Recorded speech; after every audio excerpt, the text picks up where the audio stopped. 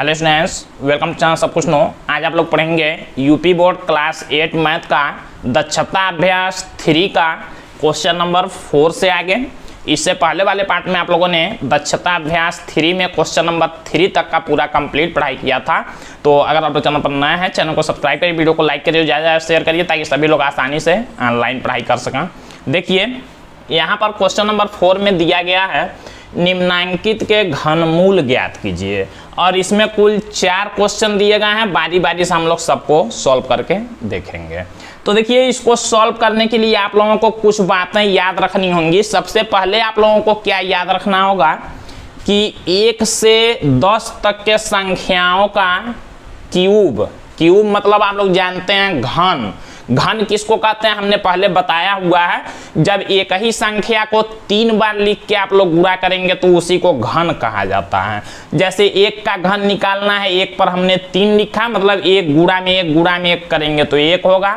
2 का घन करेंगे मतलब 2 पर 3 लिखने का मतलब 2 गुणा में 2 3 बार गुणा करेंगे तो 8 होगा। ऐसे आप लोगों को 1 से 10 तक के संख्याओं का घन याद रख लेना है, हमने यहाँ बगल में लिखा हुआ है। और आप लोगों को ये एक बात ध्यान देना है, यहाँ पर देखिए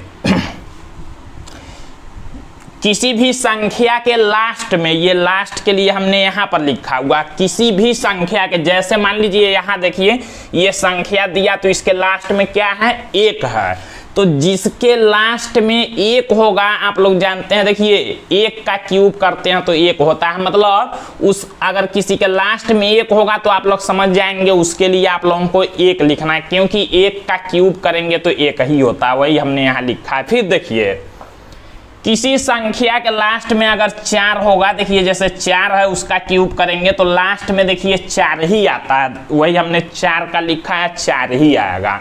किसी संख्या के लास्ट में अगर 5 है तो उसका क्यूब करेंगे तो देखिए 5 का क्यूब मतलब लास्ट में 5 ही आता है।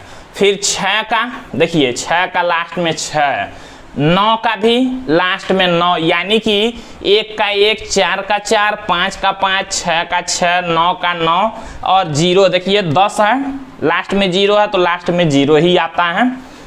और 2 का आता है 8, देखिए 2 का लास्ट में किसी संख्या के अगर 2 होगा तो आप लोग समझ जाएंगे कितना आएगा, 8। और 8 का 2 का 8 का 2, देखिए 8 का क्यूब करते हैं तो लास्ट में 2 आता है। 3 का करते हैं तो 7 आता है, देखिए लास्ट वाला से हमको मतलब है। और 7 का करते हैं हम लोग तो लास्ट में 3 आता है। यही आप लोगों को ध्यान देना है। अब देखिए इन संख्याओं का हम लोग घनमूल निकालेंगे कैसे। पहले तो आप लोग जानते हैं जिस संख्या का घनमूल निकालना होता है उसको हम लोग एक चिन्ह ऐसे बनाते हैं रूट का, और इसी में संख्या को लिखते हैं जिसका घनमूल निकालना है। अब इतना लिखेंगे आप लोग तो इससे ये नहीं पता चला कि इसका घनमूल निकालना है, ऐसे अगर छोड़ देंगे तो समझा जाएगा इसका वर्गमूल। इस चिन्ह का मतलब होता है वर्गमूल। लेकिन अगर यहाँ पर थोड़ा सा इसके ऊपर यहाँ पर छोटा सा ऐसे 3 लिख देंगे तो इसका मतलब अब समझा जाएगा घनमूल, यानी कि इस संख्या का हमको क्या निकालना है, घनमूल निकालना है। अब घनमूल देखिए निकालने के लिए कितना आसान है, इसको आप लोग समझे रहेंगे तो आसानी से जितना भी बड़ा संख्या दिया होगा उसका आप लोग घनमूल निकाल लेंगे। और ऐसे अगर लंबी विधि से आप लोगों को करना होगा, जैसे हमने एक्सरसाइज में बताया, तो उस तरह से इसको करने में आप लोगों को काफ़ी ज़्यादा टाइम लगेगा और एग्जाम में सारा टाइम आप लोग इसी में ख़त्म कर देंगे, बाकी कोई और सवाल सॉल्व नहीं कर सकते हैं। तो इसलिए इस विधि का आप लोग प्रयोग करके आसानी से घनमूल बता सकते हैं। देखिए कैसे, हमने इससे पहले एक्सरसाइज में बताया दशमलव नीचे 1 लिखने के लिए और यहाँ 0, ऐसे करके ये छोटे संख्याओं का निकालने के लिए। लेकिन ये संख्याएं काफ़ी ज़्यादा बड़े हैं। ये जैसे रूल अब बताने जा रहे हैं आप लोगों को, इससे आप लोग किसी भी संख्या का घनमूल दशमलव वाले संख्या का निकाल सकते हैं। तो देखिए हम लोगों ने क्या किया, इसका घनमूल निकालना, हमने घनमूल वाले चिन्ह में इसको लिख दिया। अब ध्यान देना है थोड़ा इस पर और इस पर, इसी को आप लोगों को याद रखना, आप लोगों को याद होगा भी। आप लोग देखिए इस संख्या के लास्ट में 1 आया है, तो कुछ नहीं करना आप लोगों को।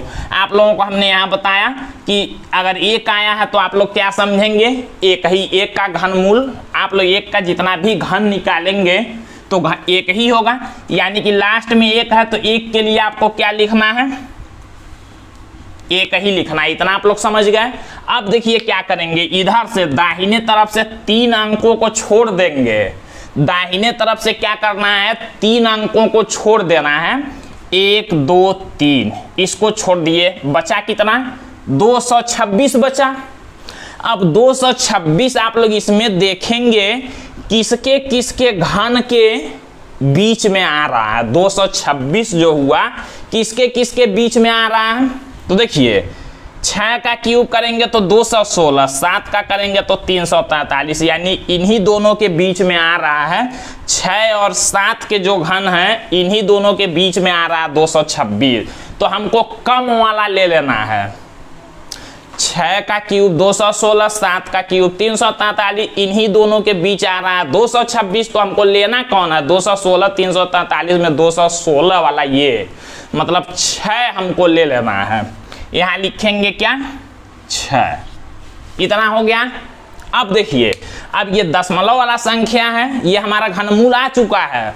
अब ये दशमलव वाला संख्या तो हमको इसमें दशमलव लगाना है। अब दशमलव कैसे लगाएंगे, इसके लिए क्या करेंगे, देखिए दाहिने तरफ से संख्याओं को गिनेंगे कि कितने अंकों के बाद दशमलव है। तो देखिए 1 2 3 अंकों के बाद दशमलव है, 3 अंकों के बाद दशमलव, तो उस 3 में इस वाले 3 से भाग कर देंगे, भाग करेंगे तो 1 आएगा, यानी कि इधर से 1 अंक के बाद दशमलव लगाना है, मतलब यहाँ दशमलव रहेगा। यही हमारा इस संख्या का घनमूल हो गया, यही आंसर हो गया। देखिए कितना इजी है। फिर हम लोग दूसरा क्वेश्चन से इसको समझते हैं। अब जैसे देखिए यहाँ पर दूसरा संख्या दिया, हम लोग क्या करेंगे, इसको भी ऐसे घनमूल वाले चिन्ह में लिखेंगे। यहाँ 3 लिखना जरूरी है, तभी घनमूल माना जाएगा। 0.37324 अब देखिए इसका हमको क्या करना है, निकालना है। यहाँ पर हल आप लोग लिख लेंगे, हमने हल यहाँ एक ही बार लिख दिया हुआ है। तो इसका हमको निकालना है घनमूल। क्या करेंगे, सबसे पहले लास्ट वाला संख्या देखेंगे। लास्ट में देखिए 8 है, तो आप लोग क्या समझेंगे, 8 जिसके, देखिए यहाँ 8 का क्यूब मतलब 2 होता है लास्ट में। 8 के लिए क्या लिखेंगे, 2। 8 के लिए आप लोगों को क्या लिखना है, लास्ट में, लास्ट वाला देखेंगे 8 आया तो 8 के लिए आपको क्या लिख देना है, 2 लिख देना है, यानी कि हम लोग यहाँ पर लिख दिए 2। अब हमने बताया कि दाहिने तरफ से 3 अंकों को छोड़ देंगे।